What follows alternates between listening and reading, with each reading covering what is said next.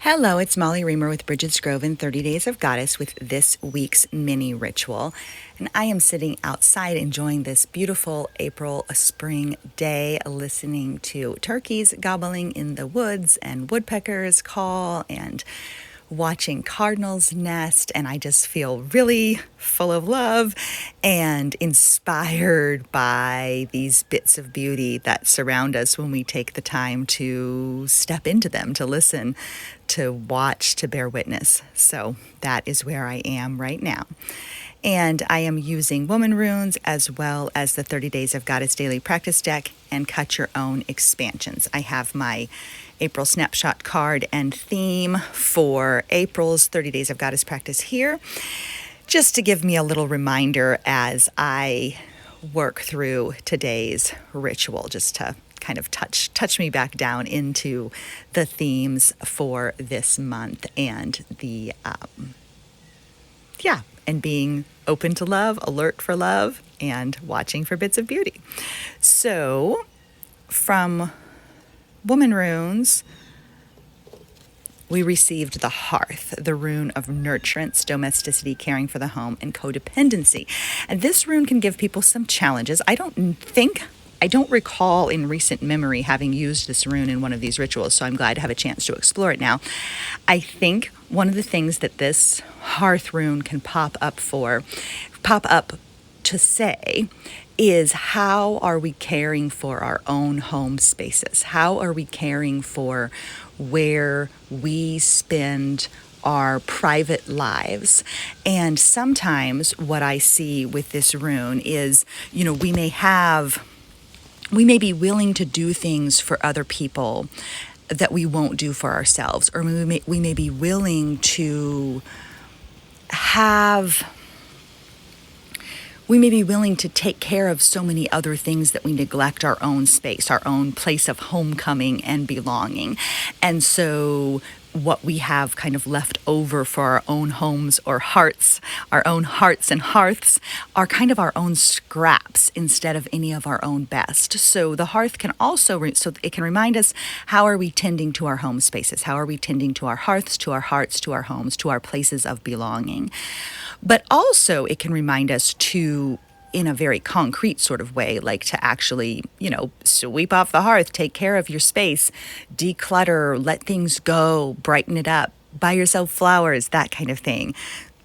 So it can help us remember to take care of our spaces and tend to our hearths with joy, and making sure that we're using some of our own good for ourselves and for our own spaces, and not giving it all away, not waiting for later to enjoy the beauty of where we live and where we are. At the same time, it has this codependency trap piece in there too. And so one of the things, so that this rune, not all of the woman runes have what I would consider to be kind of a shadow side.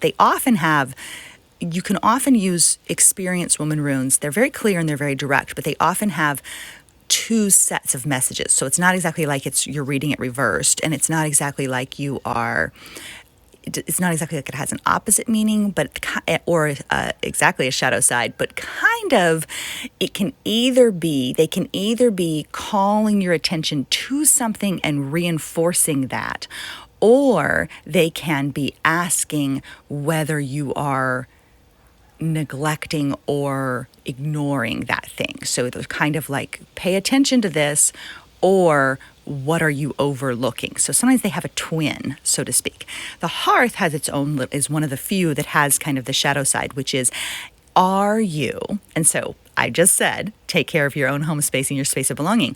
But the other question this rune can ask is, are you retreating kind of too deeply into your own home space, into your own hearth? Are you using that as an excuse or a reason not to extend beyond your borders, not to reach out, not to offer community care, not to stretch yourself to connect to other people? Is the hearth becoming so the hearth should be a place of refuge for you, but is it becoming a place of avoidance? Are you retreating into the responsibilities of hearth and home as a means of avoiding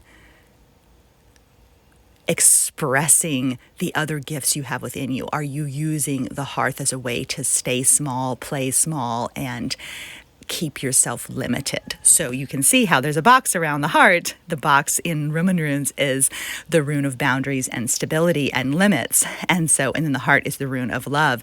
And so are you letting yourself get boxed in to this domesticity kind of role, or this focus perhaps too much on tending to your own hearth and taking care of yourself, and forgetting to extend yourself outward into the lives of others and into the work that calls your name, the deep purpose that can drive you and expand you and inspire you? So lots to say about the hearth. It can be complex and multi-layered.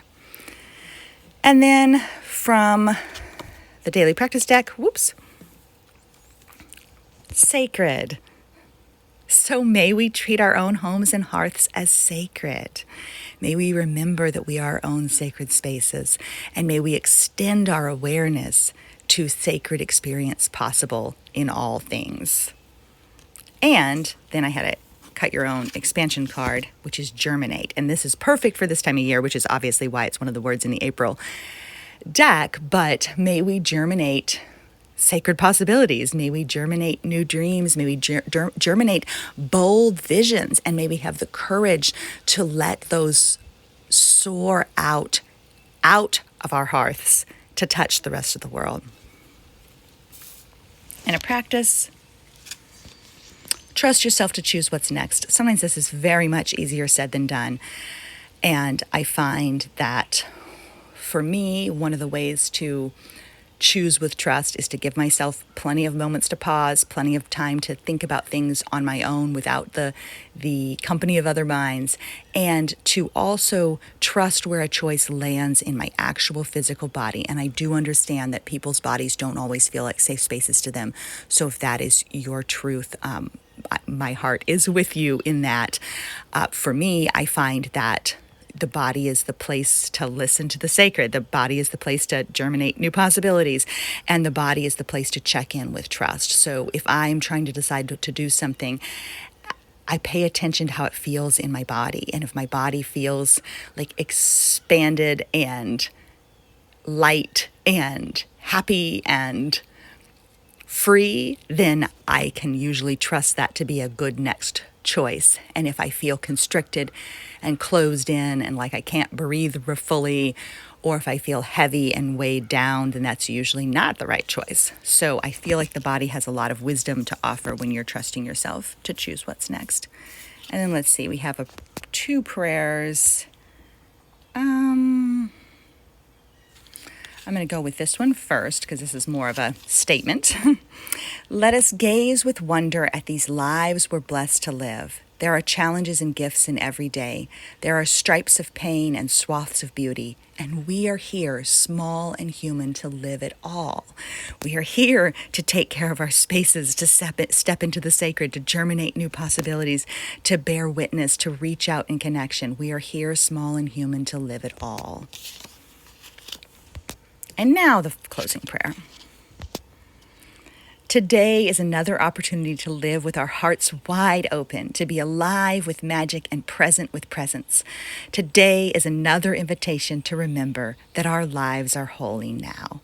Many blessings to you all this week. May you experience the days to come as sacred gifts wrapped around the heart of wonder. Thanks for being here. Bye-bye.